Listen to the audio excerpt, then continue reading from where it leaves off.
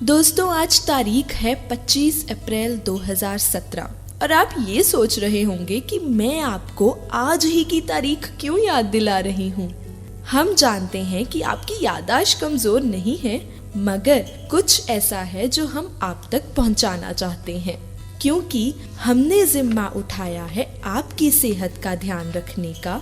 इसलिए हमारे आज के शो हम चर्चा करेंगे वर्ल्ड मलेरिया डे के विषय पर।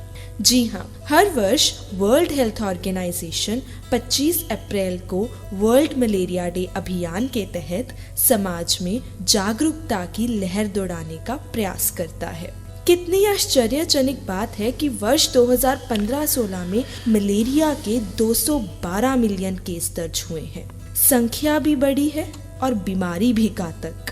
सर, जैसे कि आप जानते हैं कि आज वर्ल्ड मलेरिया डे है और हमारा चर्चा का विषय भी वही है, तो सर हम आपसे जानना चाहेंगे कि आखिर ये मलेरिया है क्या, या फिर ये कहा जाए कि इसकी शुरुआत कहाँ से हुई। जी जरूर।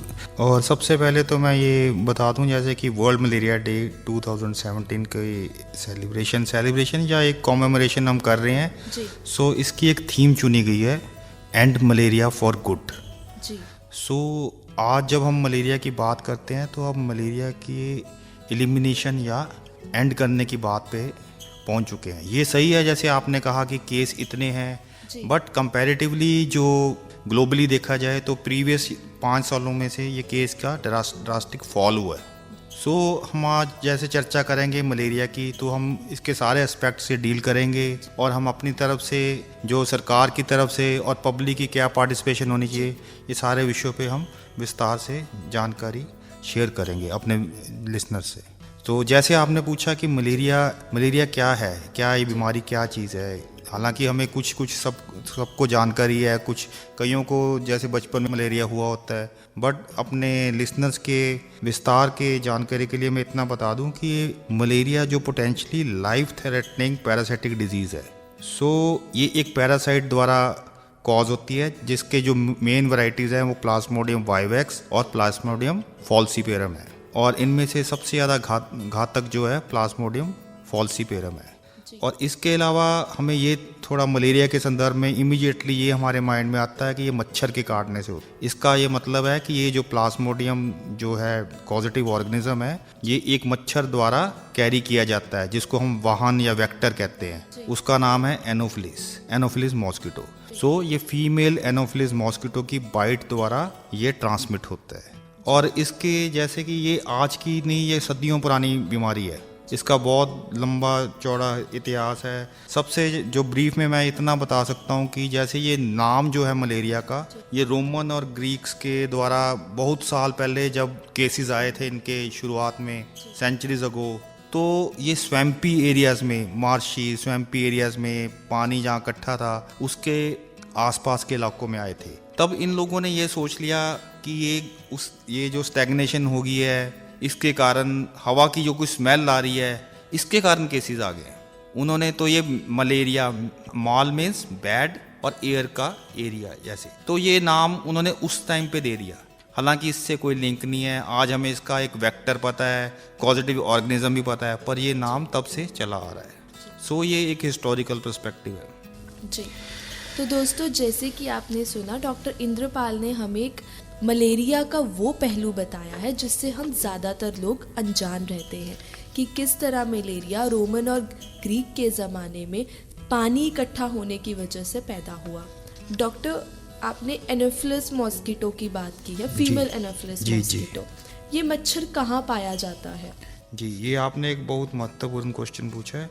सो मैं इसके एनोफिलिस मॉस्किटो के कुछ मेन कैरेक्टरिस्टिक्स आपको बताता हूँ। जी।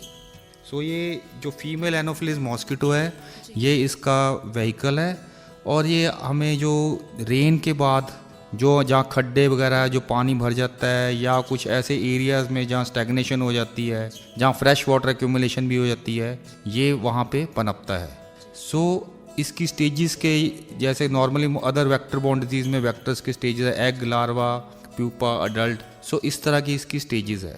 बट हमें, हमारे लिए जो पब्लिक हेल्थ इंपॉर्टेंस का पॉइंट ये है कि ये जो है नाइट बाइटर है, ये दिन की बजाय अंधेरे में बाइट करता है। सो ये इसका एक मुख्य जो है आइडेंटिफाइंग या जिसको हमें ध्यान रखने वाला प्रोमिनेंट फीचर है कि मलेरिया का जो मॉस्किटो है, जैसे तुम्हारा रात का समय जब हो गया है तब ये एक्टिव होता है और ब्लड मील के लिए ह्यूमन बींग्स को ढूंढता है कि ताकि इसकी सेटिस्फेक्शन हो और ये इसका लाइफ साइकिल को आगे बढ़ाने के लिए ये ब्लड मील काम आए।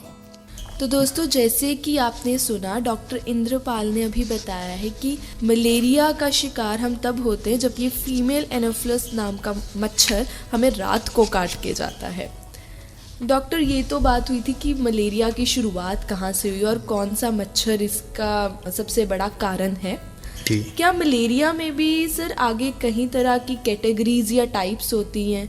जी, टाइप्स है, इसकी स्पीशीज़ के ऊपर डिपेंड करता है और इसकी स्टेजेस के कि कितने घंटे बाद इसका बुखार वगैरह आता है। सो मूलतन जो हम भारत में मलेरिया की बात करते हैं तो हम प्लाज्मोडियम वाइवेक्स और प्लाज्मोडियम फॉल्सिपियरम की ही बात करते हैं। सो जो वाइवेक्स है वो ज़्यादा कॉमन है इंडिया में जितने भी अदर स्पीशीज़ के। सो मेनली जब हम मलेरिया की भारत के संबंध में बात करते हैं तो ये 2 टाइप्स के ही हमें ज़्यादा स्मरण रखने की ज़रूरत है। तो दोस्तों, जैसे कि आपने सुना कि 2 तरह का मलेरिया हमारे देश भारत में ज़्यादातर पाया जाता है और किस तरह मलेरिया का शिकार होने की संभावना रात को ज़्यादा होती है। तो भारत में ये बीमारी किस हद तक फैली हुई है या क्या रेशो और मैग्नीट्यूड है इस बीमारी? जी, सबसे पहले तो मैं ये बता दूं कि जो हमारी ये मलेरिया के जो एंडेमिक एरिया, एंडेमिक मीन्स जहाँ मलेरिया के केसेस काफ़ी तादाद में मिलते हैं, वो हमारे नॉर्थ ईस्ट, बिहार, यूपी इस साइड में काफ़ी पाया जाता है। और एक हिसाब से हमारे 95% ऑफ द पॉपुलेशन है जो हमारी, जो मलेरिया एंडेमिक एरियाज में बस रही है। एंडेमिक एरियाज की ये इंपॉर्टेंस है कि यहाँ पे अगर एक केस है और आपको एनोफिलिस के लार्वे या मॉस्किटो, अडल्ट मॉस्किटो मिल रही है तो एक के अनेक केस हो जाएंगे। वो कैसे कि अगर आप एक इन्फेक्टेड पेशेंट से अगर वो ब्लड में लेता है और किसी अनअफेक्टेड जो नॉर्मल ह्यूमन बीइंग है उसको बाइट करेगा तो ये बीमारी उसमें ट्रांसमिट कर देगा ये मच्छर।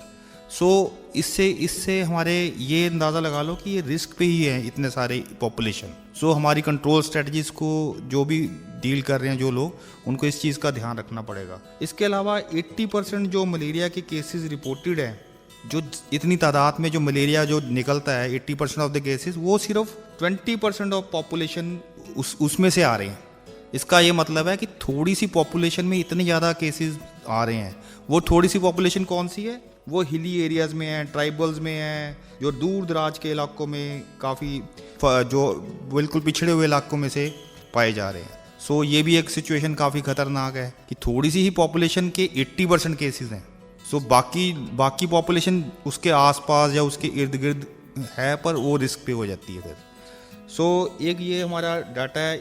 बट आज की डेट में अब हम मलेरिया की फिर एंड मलेरिया की बात इसलिए कर रहे हैं कि पिछले हमारे पास एक डाटा है जो 2015 तक का है कि ये इसकी डिक्रीज़ हुई है इंसिडेंस की मलेरिया की 5 सालों में, 10 से लेके 15 के एंड तक there is about 21% of decrease of the incidence of malaria and simultaneously there is decrease of malaria mortality। Malaria के कारण जो मौतों की डिक्रीज हुआ 29% तक ग्लोबली बात कर रहे हैं। सो हम ग्लोबल हिसाब से ये डाटा दे रहे हैं। और इसी तरह हमारे कुछ जो डेथ्स की काफ़ी जो है तादाद हुआ है कम हुई है काफ़ी इंडिया में भी पिछले कुछ वर्षों से। सो इस लिहाज से इस बीमारी का अंत होना निश्चिंत है। उसके लिए हमारी गवर्नमेंट ने एक टाइम फ्रेम भी तैयार किया हुआ है, कुछ स्ट्रेटजीज भी तैयार की है और किस कैटेगरीज में किस रीजन को डाला गया है ये भी एक ईयर मार्क्ड है। Everything is there.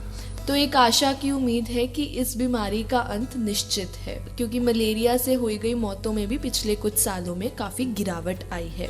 डॉक्टर, हम बात तो कर रहे हैं मलेरिया को ख़त्म करने की, मलेरिया कहाँ से आया, मगर हम ये जानना चाहेंगे कि मलेरिया के सिम्टम्स क्या हैं। अगर किसी व्यक्ति को मलेरिया की बीमारी है तो क्या सिम्टम्स है जिससे पता लगाया जा सके कि इसे डॉक्टर से कंसल्ट करने की ज़रूरत है? जी, ये सिम्टम्स, साइंस एंड सिम्टम्स जानने की बहुत ज़रूरत है।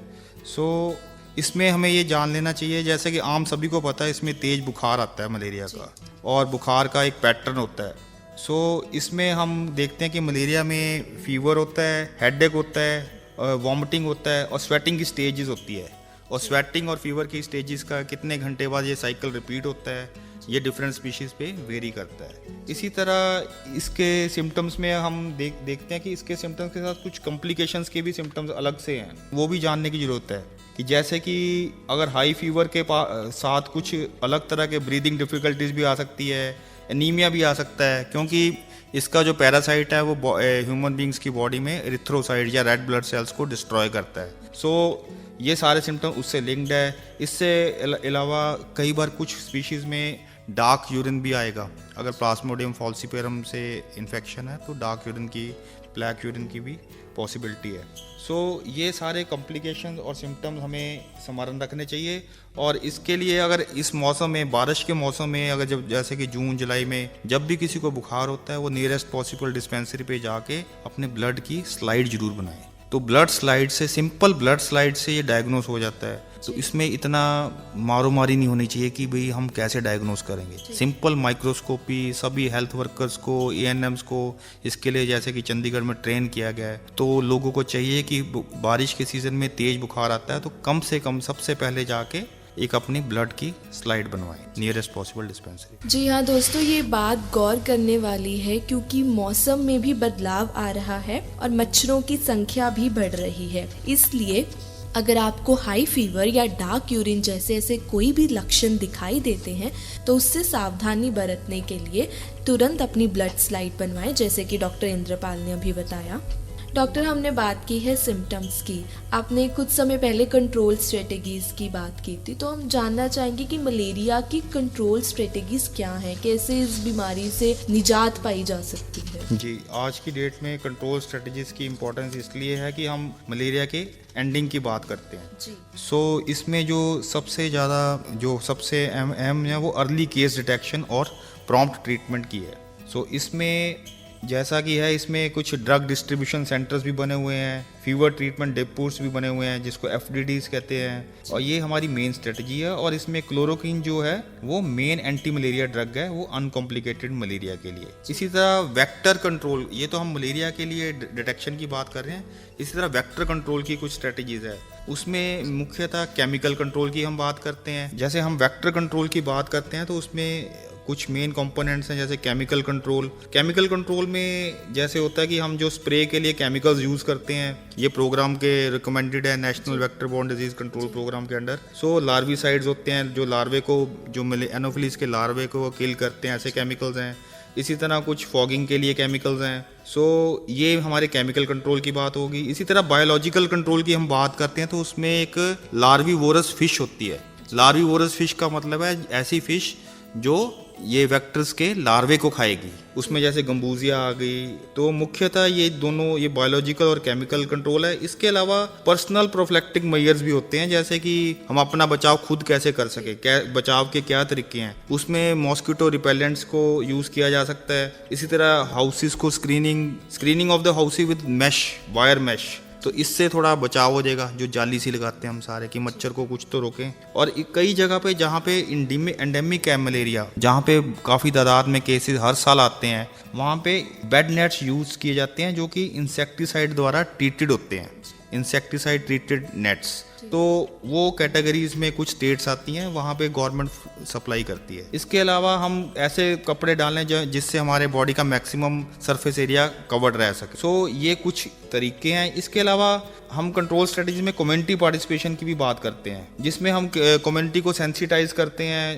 कि एनोफिलीज को पहचानो कैसे, और उसकी ब्रीडिंग प्लेसेस को कैसे पहचानो और कैसे एलिमिनेट किया जाए। ये 4-5 तरीके हैं। इसके अलावा हम एक नए जो आजकल इन्वायरमेंट की बात करते हैं तो हम इन्वायरमेंटल मैनेजमेंट की बात करते हैं। उसमें हमारे सोर्स रिडक्शन के मेथड भी है। इसका मायने ये है कि जब आपको पता लग रहा है कि आपके घर के आसपास खड्डे हैं या कुछ ऐसे स्रोत हैं जहाँ पानी आप स्टोर हो जाएगा या इकट्ठा हो जाएगा, आप उनको फिलिंग कीजिए और कवर कीजिए अगर ऐसी कोई चीज़ें हैं। सो जिससे ये जो मेन ब्रीडिंग ग्राउंड ना बन जाए मॉस्किटो का सीजन में। इसके अलावा हमने बात की थी स्टैग्नेंट वाटर। तो कई ऐसी जगह हमारे हैं कि पानी खड़ा ही रहता है, या कोई ऐसे नाले वगैरह है जहाँ पे पानी कहीं रुक जाता है। तो हमें ऐसे तरीके ढूंढने हैं जिससे ये channelisation of the breeding source हो, कि वो पानी रुके ना, चलते हुए पानी में नहीं ब्रीड करेगा मॉस्किटो। सो स्टैग्नेंट वाटर जो होगा वहाँ ब्रीडिंग प्लेस बन जाता है। इसके अलावा हम जब स्ट्रेटजीज की बात करते हैं तो हमें रेगुलर मॉनिटरिंग करनी पड़ेगी फीवर के केसेस की, और मलेरिया के और कुछ जो डायग्नोस हो रहा है उन सेंटर्स में कि कितनी स्लाइड्स बन रही हैं और उसमें कितने पॉजिटिव वगैरह आ रहा है। तो ये सब रिपोर्टिंग वगैरह NVBDCP जो प्रोग्राम चल रहा है GUT में उसके अंडर हो रहा है। तो सर ये सारे कंट्रोल स्ट्रेटेजीज चंडीगढ़ में भी सरकार इन मुद्दों पर ध्यान दे रही है और इन जी। स्ट्रेटेजीज को ध्यान में रख के हम मलेरिया को ख़त्म करने की कोशिश कर रहे हैं।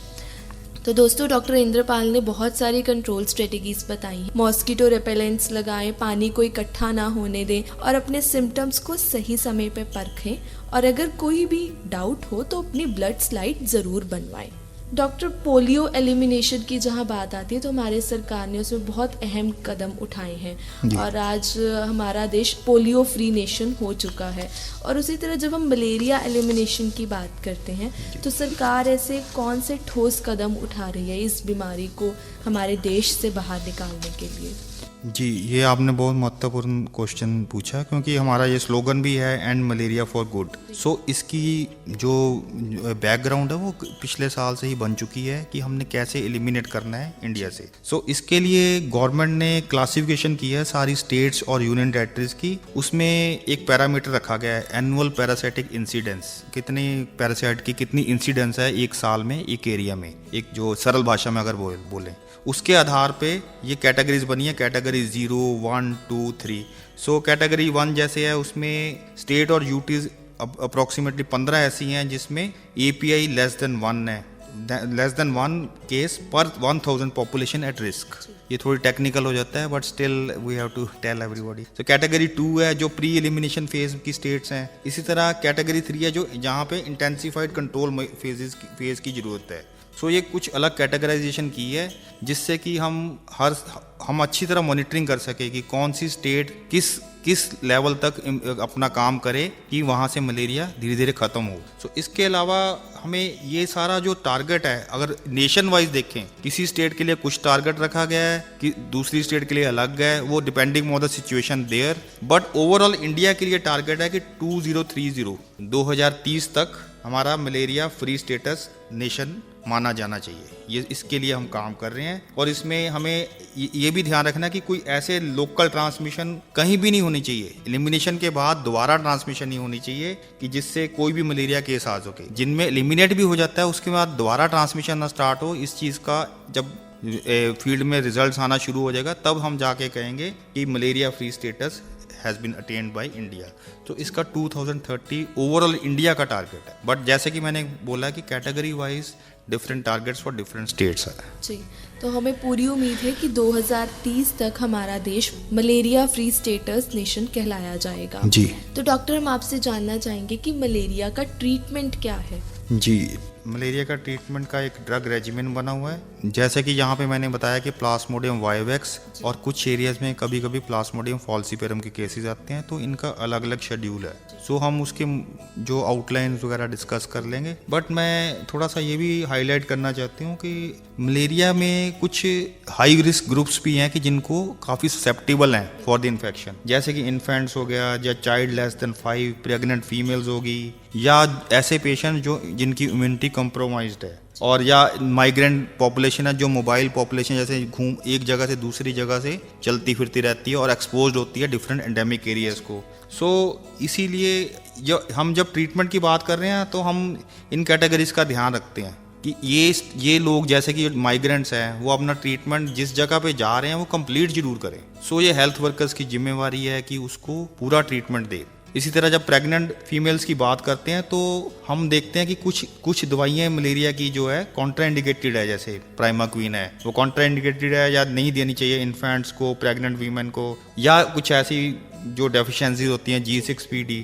तो ये चीज़ें हम इनसे लिंक कर रहे हैं कि हाई रिस्क ग्रुप को ट्रीट भी करना है पर उनका ख्याल भी रखना कि ये वाली दवाई उस वक्त नहीं देनी। सो ये दोनों इंटरट्वाइंड है कि हाई रिस्क ग्रुप की नॉलेज प्लस ड्रग रेजिमेन, तो ताकि उनका खास ध्यान रखा जा सके। सो जैसे कि ड्रग शेड्यूल की मैंने बात की, तो इसमें जो वाइवेक्स के लिए है इसमें मेन स्टे जो ट्रीटमेंट की है वो क्लोरोक्विन ही है। सो बॉडी के वेट के हिसाब में डिवाइड कर दी जाती है फॉर 3 days, तो उसका एक अलग शेड्यूल है। इसी तरह एक प्राइमाक्विन दी जाती है, वो डेली दी जाती है वो 14 दिन के लिए। बट आप हमें, जैसे कि मैंने रिपीट किया पहले, कि प्राइमाक्विन जो है वो इन्फेंट्स, प्रेग्नेंट लेडीज या इंडिविजुअल्स विथ G6PD डेफिशिएंसी, इनको आपने नहीं देना। सो 14 दिन का जो प्राइमाक्विन की दवाई है वो सुपरविजन के अंडर देनी है। सो ये सारी इसकी ट्रेनिंग दी गई है हेल्थ वर्कर्स को या दूसरे जो कर्मचारी है जो हेल्थ के जो ये डील कर रहे हैं, फार्मासिस्ट, इनको भी ट्रेनिंग दी गई है। इसी तरह जो प्लाज्मोडियम फाल्सिपेरम है उसके लिए अलग से दवाइयाँ हैं कुछ, वो भी एज ग्रुप के वाइज हैं, डिवाइड की गई हैं। इसमें कुछ दवाइयाँ ऐसी भी है जो less than 5 months of age को हम नहीं देते हैं। सो अपने हेल्थ वर्कर या डॉक्टर उसको ध्यान रख के अपनी सुपरविजन में ही देते हैं। सो हमें दवाई देते वक्त उसके हाई रिस्क ग्रुप्स का और किस ग्रुप को कौन सी दवाई नहीं देनी है उसका भी ध्यान रखना है। दवाइयों की जानकारी तो हर जगह चार्ट पे मिल जाएगी, बट उसकी कॉन्ट्राइंडिकेशंस को भी ध्यान में रखना है। तो डॉक्टर, आपने बहुत विस्तार से बताया कि कौन सी दवाइयाँ किस ग्रुप में दी जानी चाहिए। इसी के साथ एक अवेयरनेस मैसेज हमारे लिसनर्स के लिए। जी, ये सबसे पहले तो मैं अपने जो लिसनर्स को ये बताना चाहूँगा कि मलेरिया को हमने एंड करना है तो ये एंड अकेला एडमिनिस्ट्रेशन या हेल्थ डिपार्टमेंट किसी भी हालत में नहीं कर पाएगा जब तक पब्लिक की पार्टिसिपेशन 100% नहीं होगी। सो इसके लिए जैसे भी जो भी सोर्सेज ऑफ ब्रीडिंग है तुम्हारे घर के आसपास, जो अगर तुम्हें लगता है कि कुछ खड्डे ऐसे हैं तुम्हारे या कुछ ऐसे कंटेनर्स पड़े हैं बाहर ओपन में जहाँ पे रेन वाटर एक्यूमुलेट हो सकता है, आप उनको डिस्ट्रॉय कीजिए, सोर्स फिलिंग कीजिए। इसी तरह जहाँ पे अगर पानी खड़ा रहता है आप वहाँ पे लार्विसाइडल ऑयल का छिड़काव करवाइए। इसके अलावा आप देखो कि रेनी सीजन के दौरान अगर आपको फीवर आ जाता है, तेज बुखार आ जाता है, तो उसको ज़रूर स्लाइड बनवानी पड़ेगी। वो फ्री ऑफ कॉस्ट बनती है हर डिस्पेंसरी में यूटी की। आप अगर स्लाइड बनती कलेक्शन का भी सेंटर बना हुआ है और एग्जामिनेशन का भी सेंटर यूटी में अनेकों सेंटर बने हुए हैं ऐसे। इसके अलावा हम देखते हैं कि कई लोग मलेरिया के दौरान दवाई का सेवन ठीक तरह नहीं करते। सो हेल्थ वर्कर को किसी तरह चकमा देने में कामयाब हो जाते हैं। खासतौर ऐसी पॉपुलेशन जो थोड़े दिन के लिए चंडीगढ़ में है या कोई थोड़े दिन बाद वो अपने स्टेट से बाहर चले गए, तो हेल्थ वर्कर तो उसको फॉलो करता ही है, बट पब्लिक की खुद जिम्मेवारी बननी चाहिए कि वो अपना पूरा ड्रग रेजिमेंट जो 14 डेज का उसको फॉलो किया जाए। सो ये सिंपल ब्रीफ मैसेजेस है जो हमने इनको अगर इसको अमल करें तो ऐसा कभी भी नहीं हो सकता कि मलेरिया का एंड नहीं होगा। और एक बीमारी जो एंड हो रही है उसके लिए हमें पूरा सभी का समर्थन चाहिए। सो हम this malaria should end once and for all और for good. Thank you very much.